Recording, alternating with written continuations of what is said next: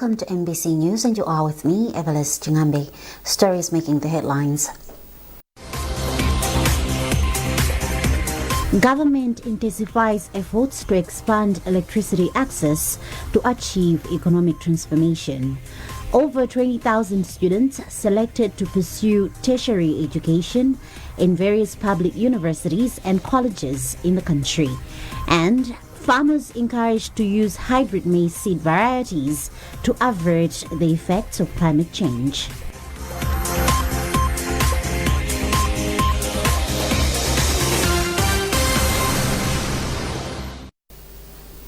Thank you for joining us. Now the news in detail.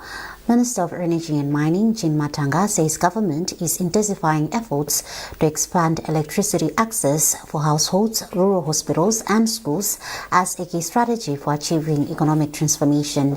Matanga said through the Accelerating Sustainable and Clean Energy Access Transformation ASEAN Malawi project funded by the World Bank, government aims to increase national electricity access from the current 29% to 50% by 2030.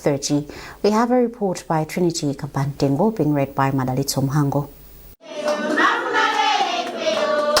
The Accent project is said to be designed to support Malawi in achieving its strategic goal of reaching at least 50% electricity access by 2030 as outlined in the Malawi 2063. Minister of Energy and Mining, Jean Matanga, emphasized that access to reliable electricity is critical for economic development and urged ESCOM to uphold the highest standards of professionalism, transparency and accountability to ensure the successful implementation of the project. We have heard of a lot of issues. There are a lot of gaps within ESCOM, some laxity, some things that should not be condoned. So I was here warning them, reminding them of why they are employees of ESCOM. First and foremost, they're there to give a service to Malawians. It's not about them, it is about Malawians. So I was just reminding them of the role and the responsibility that they're entrusted with.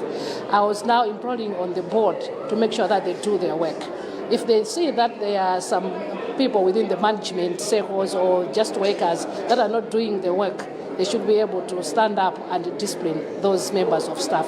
In his remarks, ESCOM Board Director Welford Isabola said they are operating with a new ESCOM that is customer-centric to advance the Accent project as well as the Malawi 2063 agenda. We very much understand the frustrations that the customers have been having. Sometimes maybe they call to the call center, it takes 5-6 days or even 2 weeks without being assisted and they're in the dark. Sometimes maybe our people go out, they want incentives, it's not no good. So this is a new ESCOM. We have a new mandate now, we have a new resolve as to how we want to service the customers to ensure that people are happy, they have electricity almost every day. Sabo Traditional Authority Mambo commended the government for officially commencing the Accent project at Ngwangwa, saying it will improve the welfare of people surrounding the area through improved services due to the coming in of electricity.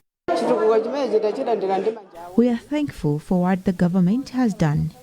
The coming in of electricity at Ngwangwa Health Center will not only improve service delivery at the hospital, but also improve the welfare of people surrounding the facility.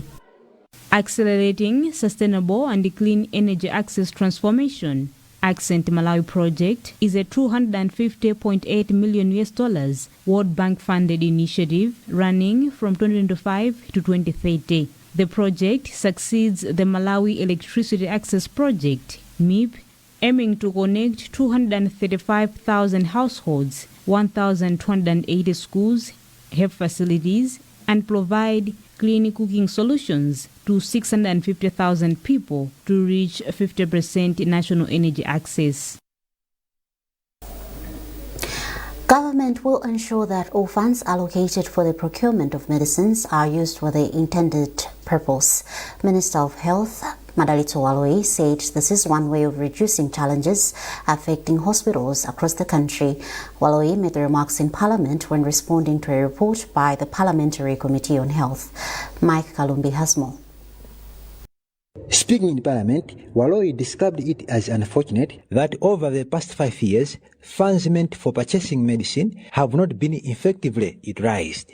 She emphasized that the Minister of Health, working together with the Minister of Finance, will enforce strict accountability measures to ensure that resources meant for medical supplies are protected from misuse. The minister further stressed that the government under Professor Arthur Peter Mutharika has prioritized the health sector to address existing challenges and curb corruption within the system. It has taken the current administration of the President, Professor Arthur Peter Mutharika, to put in place measures that will see that the health industry is really improving. For example, all the funds that have been earmarked for drugs and medicines in the current budget have been ring-fenced so that no one tampers with them at all, but they do the work that is supposed to be done. Waloi also highlighted that government will strengthen partnership with private health institutions, including the International Bladder Cancer Center, to reduce the cost associated with referring patients abroad for specialized treatment. So I was elaborating to the House that currently there is an initiative that is there. For example, with the International Bladder Cancer Center, we've signed an MOU that is seeing patients, especially children and adults that require radiotherapy, being treated at the International Bladder Cancer Center. Meanwhile, Chairperson of Parliamentary Committee on Health, Anthony Masamba, said collaboration with local private hospitals is essential in cutting down on resources spent on external medical referrals. What we are calling for is public-private partnership, or in other words, we are pushing for self-serve agreement between the Malawi government and International Bladder Cancer Center, because these expenditures or these billions are spent on specialized cases, for example, cancer and other oncology cases. Following cases of corruption and operational challenges within the Ministry of Health, government has introduced various measures aimed at improving service delivery, enhancing transparency, and addressing challenges faced by hospitals across the country. Mike Kalumbi, MBC News, Parliament. Legislators have called for more dialogue among stakeholders in order to broaden the existing legal framework on unsafe abortion in the country. The call has been made in Lilongwe during a legislative theatre session titled Engaging Parliamentarians on Safe Abortion Access through Legislative Theatre, organized by Theatre for a Change. Chibidilon Tumotsi reports. Abortion in Malawi is highly restrictive, permitted only to save a woman's life, thereby making most abortions unsafe and contributing to high maternal and mortality rates.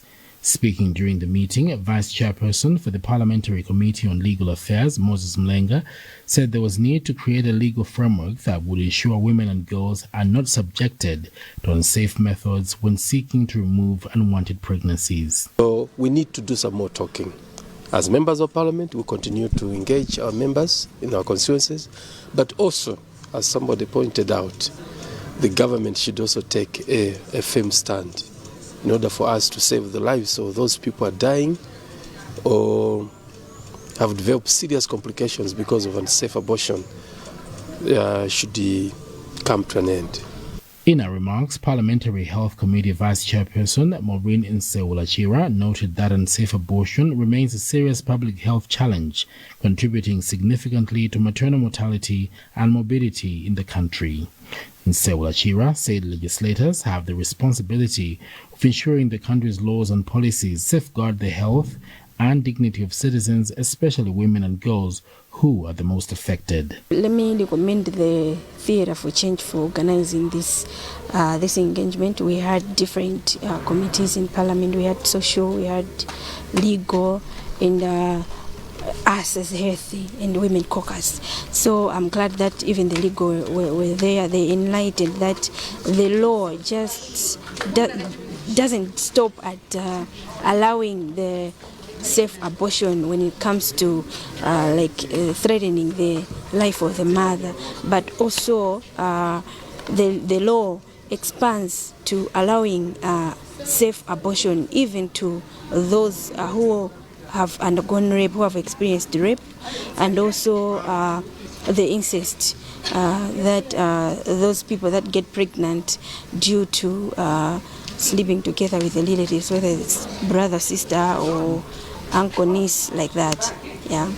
Executive Director of Theatre for a Change, Emmanuel Kanike, says they organized a dialogue to strengthen among legislators understanding of unsafe abortion and encourage policy reflection to improve reproductive health outcomes. Today, we brought to the parliamentarians to discuss about how them as people who make laws for this country can make a better place and a better country for women, and especially those who actually get pregnant when actually they do not wish to get pregnant.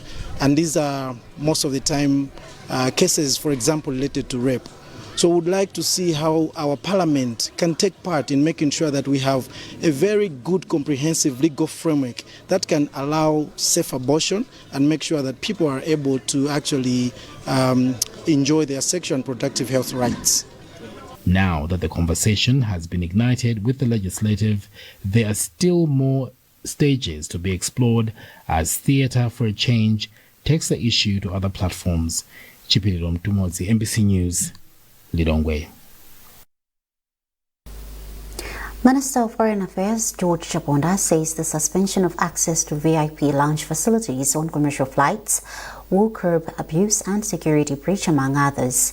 Chaponda told Parliament that the move will also address overcrowding, alleged customs duty evasion, and suspected smuggling linked to the facilities. He also said access will be restricted to officially designated users, including the President, Vice President, Speaker of Parliament, Chief Justice, Cabinet Ministers, and Ambassadors. The decision was taken in 20 has always been there, but in 2023 we had decided that let's start charging some monies, 50,000 to 100,000 per individual, one time, commercialize. And the point was we wanted that money should be used to improve the facility at these airports. At the same time, in line with the international practice and our protocol list, certain people were allowed, of course, without paying any monies, and this ranges from the president, the presidents at that time, and vice presidents, and so on. Now, in the course of time, we found that the airports, one, became very congested. Two, they lost the dignity of being a VIP lounge. And fourthly, we found that other people were using it for smuggling, avoiding duty-free, and so on. So because of this, we have decided with the approval of the President, Professor Athapita Mutharika, that this has to be stopped, the commercialization of the VIP lounges, with effect from 26th of April. And we will allow now only designated people according to our protocol list, which we have gazetted, which includes, as I said, the President, who is currently the President, Professor Athapita Mutharika, family members, and so on, the two Vice Presidents, and below, including, of course, we have also included our honorable members of Parliament, former members of Parliament, and all that. We have a long list, which I cannot read now. You're watching NBC News and you are with me, Evelis Chingambi. A reminder of our top stories. Government intensifies efforts to expand electricity access to achieve economic transformation. Over 20,000 students selected to pursue tertiary education in various public universities and colleges in the country. And farmers encouraged to use hybrid maize seed varieties to avert the effects of climate change.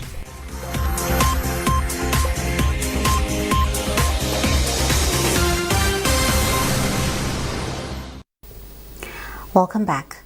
Government is geared to promoting the welfare of people with disabilities in the country by ensuring inclusivity in the implementation of policies and programs. Director of Disability and Elderly Affairs in the Ministry of Gender, Children, Disability and Social Welfare, David Njaidi, made the remarks in Lilongwe during a policy review capacity building workshop for people with disabilities. More with Lonjezo Nsodoka. The workshop aims to equip stakeholders and people with disabilities with practical policy review methods that will strengthen knowledge of global, regional, and national disability frameworks to ensure stakeholders come up with evidence-based recommendations for disability-inclusive policies. Speaking during the workshop, Njaidi said government continues to align its efforts with legal and policy requirements to effectively address disability issues. We are well aligned to address disability issues in terms of legal requirements as well as policy requirements and in terms of budgetary allocations to these programs. For example, this year, the financial year that we have just started, government considered the Disability Trust Fund from 500 million to 2 billion, which is commitment from government. Senior Program Manager for Site Savers, Efi Kamwendo, said the training is part of promoting and safeguarding the rights of people with disabilities by ensuring that they familiarize themselves with national policies and disability instruments. Kamwendo said this will strengthen their ability to advocate for human rights. When we train the OPDs in policy review analysis, they will be able to review any policy, whether in education sector, health sector, agriculture sector, any sector. They will be able to look at the policy and be able to know what the gaps are and be able to advocate for policy review. Executive Director for Federation of Disability Organizations of Malawi, FEDOMA, Simon Munde, said the training will help identify existing gaps in policies, thereby contributing to the advancement of the rights of people with disabilities. We'll come up with some policy briefs that when we are engaging with government, they should be able to hear us from a very well-informed perspective so that as they are actually taking various kind of legislation into parliament, policies into cabinet, these issues should be actually guiding them that these are issues that persons with disabilities in Malawi are looking for. The 4-day training is expected to come to an end on Friday, 10 April 2026. Lonjezo Sodoka, MBC News, Lilongwe. Over 20,000 students have been selected to pursue tertiary education in various public universities and colleges in the country. Secretary for Education Ken Ndala released the consolidated results at the ministry's headquarters in Lilongwe. Peter Smape reports. According to the Ministry of Education, 32,527 candidates, 29,812 qualified, and 20,682 have been selected. The ministry says of the 20,000 candidates selected, over 8,700 are females and 11,969 are males. In addition, the ministry has disclosed that over 10,000 have been selected into 6 public universities under face-to-face mode of delivery, representing 36% of the eligible candidates. In his speech, Secretary in the Ministry of Education, Science and Technology, Ken Ndala, says the ministry is aware of accommodation challenges students are facing, but was quick to highlight that government is advancing selecting students based on merit and not availability of space. He says their aim is to increase access to tertiary education. He has added that government is working closely with universities and colleges to find a resolve on the accommodation challenges. To select based on bed space, it means the numbers cannot reach this far, about 20,000. The idea is to still increase access for higher education, and this is why we follow this policy. We do realize that we have some challenges with regards to accommodation, and currently all the public universities, they are in a program of constructing hostels. On his part, Acting Chief Executive Officer for National Council of Higher Education, John Sadalagi, says the transitioning of the application to digital has helped to harmonize systems and address multiple selection issues and hasten the processes. He has since stressed that INCHE will ensure that private universities which will absorb students who have not been selected adhere to standards, regulations and quality. So we make sure that the quality assurance part is not compromised, because otherwise Malawi education will be rated as substandard in other countries. So that's why we don't want that. We want somebody with a bachelor's here should be the same bachelor's in South Africa. Speaking on behalf of the universities, Vice Chancellor of Luana, Professor Emmanuel Kaunda, says the processes have been well coordinated, stressing this improves access to education. He has since made an assurance that the universities are working around the clock to increase accommodation of students in universities and colleges. As we're talking, we have got projects that are going like infrastructure projects. And government has allocated some resources to those projects. Okay, they take a bit of time because we want to build good hostels, but at least the process is ongoing. So we are going to have resources for that. This is the 12th harmonized selection by INCHE and 4th year using the harmonized online system. The students have been selected into 6 public universities, namely UNIMA, MAST, Nzuni, Mubas and Luana, in addition to Domasi and Naligule colleges. Beatrice Mwape, MBC News, Lilongwe. Farmers have been encouraged to use hybrid maize seed varieties to avert the effects of climate change. Speaking during an agricultural field day held at Nyanja Extension Planning Area and the Traditional Authority Kalombo in Lilongwe, marketing manager for a maize seed producing company, Kyuton Malawi Limited, Daniel Ngoma, emphasized the importance of adopting crop varieties that are resilient to changing weather patterns to achieve higher yields. We're in this report by Jinsisi Moyo. A change in climate continues to have varied effects on farmers' crop production. It is against this background that Kyuton Malawi Limited organized an agricultural field day to showcase its new hybrid maize seed variety MIM 4594, which they say is adaptable to changing weather patterns. This seed is one of the wonderful hybrid seed. It's a 3-series cross, but it's an area maturing variety, which is taking almost 80 days. It is done. So, as farming for irrigation, this is well recommended for irrigation farming for winter cropping. The company used Rhoda Aaron's maize field as a demonstration site. Aaron says the seed matures within 3 months, an indication that he can withstand harsh climatic conditions. Agricultural Extension Development Officer for Nyanja EPA, Mpatso Mtambaliga, says they continue to guide farmers on best farming practices to help them achieve higher yields. Farmers nowadays, because of climate change, they have got a lot of challenges which make them not to harvest bamba yield. They can't just grow the seed without proper agronomic practices, but they should establish proper agronomic practices for the seed to do well. The new maize seed variety underwent an 8-year trial under the Department of Agriculture Research Services, DARS. Chinsisi Moyo, MBC News, Lilongwe. Moving on to sports, National Division League outfit Chilobwe United has partnered with Reeds Holdings Limited for a 1-year deal. The 1-year deal with 8.7 million kwacha will cater for 3 programs in vocational training, community policing, and environmental conservation. Pato Samuel is the Chief Finance Officer for Reeds Holdings. As Chilobwe United, we are very happy with the coming in of Reeds Holdings. So we are very grateful for their coming. Chilobwe United and Reeds, we have a common goal by impacting the community, not just Chilobwe, but Malawi as our country, we're inviting everyone, every citizen, to support products from Leeds. I'm very happy to have engaged with Chilobe United. We have seen that our participation in this engagement would go an extra mile.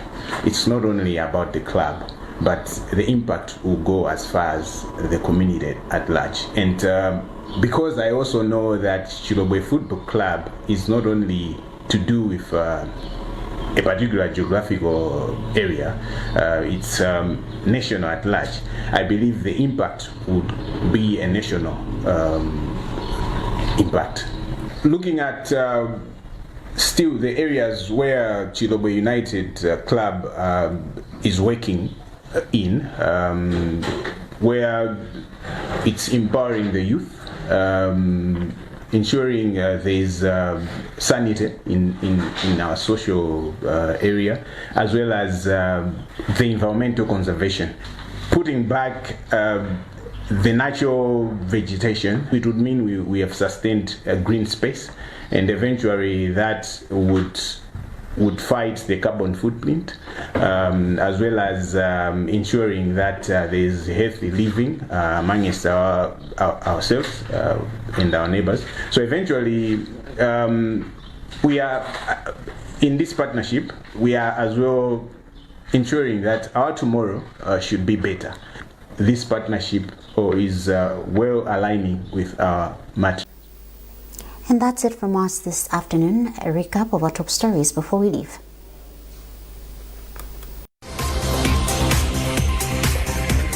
Government intensifies efforts to expand electricity access to achieve economic transformation.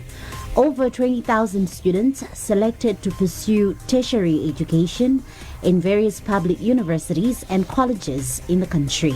And farmers encouraged to use hybrid maize seed varieties to avert the effects of climate change.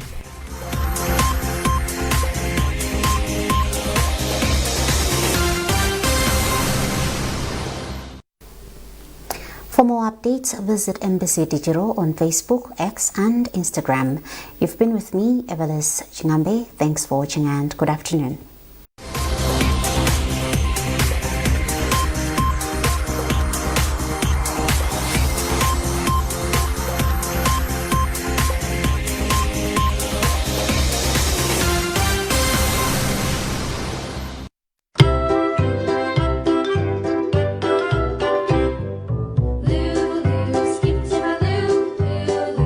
Mwagonzeka kusangalala. Hello, nice to meet you. Kupunzira. My fellow scientists, we would like to tell you about levers.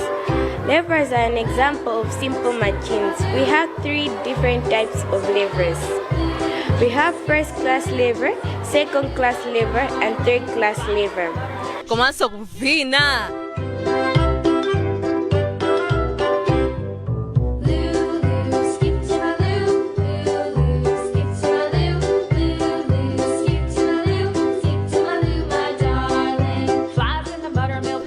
Bas ikala ikubelaso posa njena.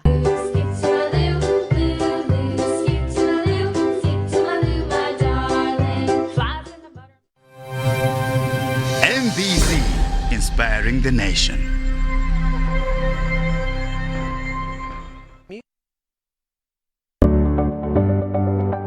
Sabara ino mu program ya Woman Talk. Kodi ndi bwino kuti kholo lizipanga interview kapena chichewa chodziwika bwino chakulilongwe kuno kumuzukuta mnyamata amene akufuna kuti akwatire mwana wawo. Makolo akuyeneka kuti ayikepo nzeru ndithu pa chimene iye akufuna kuti asankhe. Choyamba ndikuyenera ndimuziwe chimene iye akuchita.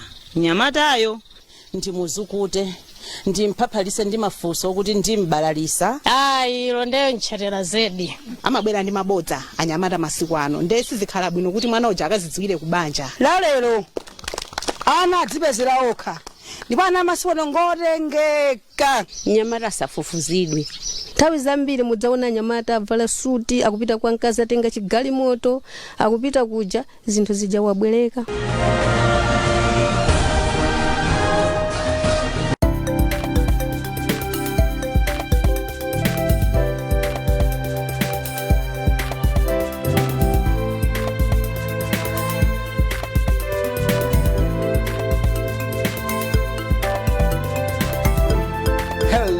I am Arthur Chokoto with Business Digest. Now, coming up in the next half hour, a major boost to